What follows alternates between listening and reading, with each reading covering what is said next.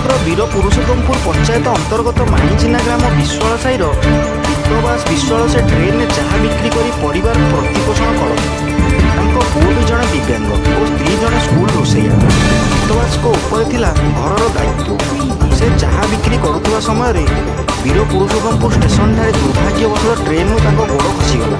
ଏହି ଦୁର୍ଘଟଣାରେ ତାଙ୍କ ଡାହାଣ ଗୋଡ଼ର ପାଦ ସମ୍ପୂର୍ଣ୍ଣ ଭାବେ କଟିଗଲା। ସେବେଠୁ ପିତ୍ତବାସ ଭିନ୍ନକ୍ଷମ ହୋଇପଡ଼ିଲେ ଆଉ ଟ୍ରେନ୍ରେ ଚାହା ବିକ୍ରି କରିପାରିଲେ ନାହିଁ।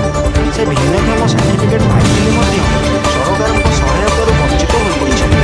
ତାଙ୍କର ପ୍ରତିଦିନ ପ୍ରତି ମୁହୂର୍ତ୍ତ ଦୁଃଖରେ କଟୁଛି। ସେ ଗଣମାଧ୍ୟମ ଜରିଆରେ ସରକାରଙ୍କୁ ଅନୁରୋଧ କରିଛନ୍ତି କି ସରକାର ସହାୟ ହୁଅନ୍ତୁ, ନଚେତ୍ ସେ ଆତ୍ମହତ୍ୟା କରିବାକୁ ପଛାଇବେ ନାହିଁ ବୋଲି ନିଜେ ପିତ୍ତବାସ ଓ ତାଙ୍କ ପରିବାର ଲୋକେ କହିଛନ୍ତି। ଏଠାରେ ପ୍ରଶ୍ନବାଚୀ ସୃଷ୍ଟି ହେଉଛି କି ତାଙ୍କ ପାଖରେ ଭିନ୍ନକ୍ଷମ ପ୍ରମାଣପତ୍ର ଥାଇ ମଧ୍ୟ ସେ ଆଜି ପର୍ଯ୍ୟନ୍ତ ଭତ୍ତା ପାଇବାରୁ ବଞ୍ଚିତ କିପରି? ଏହି ଦୁର୍ଘଟଣା ଘଟିବାର ଆଜକୁ 1 ବର୍ଷ ହୋଇଯାଇଥିଲେ ମଧ୍ୟ ଆଜି ପର୍ଯ୍ୟନ୍ତ ଭତ୍ତା ପାଇପାରିଲେ ନାହିଁ। ଦେଖିବାକୁ ବାକି ରହିଲା ପିତ୍ତବାସ ବିଶ୍ୱାଳଙ୍କ ଦୁଃଖ କେବେ ଦୂର ହେବ।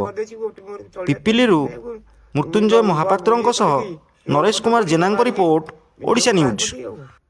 ଦେଖିକି ଦୁଃଖ ଲାଗୁଛି। ମତେ ବେପାର କରି ଚଳୁଥିଲି ମୋ ପିଲା ଛୁଆ ଆଉ ଜିନିଷ ଦେଖିକି ମତେ ଇଏ ଲାଗୁଛି, ଦୁଃଖ ଲାଗୁଛି। ଆଉ ଆଜି ପର୍ଯ୍ୟନ୍ତ କେଟିଲି ସେମିତି ପଡ଼ିଛି, ମୁଁ ଏଇ ଛୋଟ ହେଇକି ପଡ଼ିଛି, ମୋ ପିଲା ଛୁଆ ଚଳିବାକୁ ଅସୁବିଧା। ଏଇ ଆଉ